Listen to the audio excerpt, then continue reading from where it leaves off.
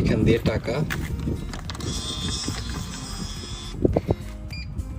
তারপর এখান থেকে একটা চুজ করো, নিচ দিয়ে চলে আসছে। তারপর এখানে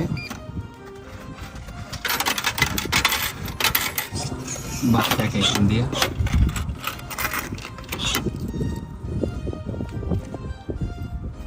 ভেন্ডিং মেশিন।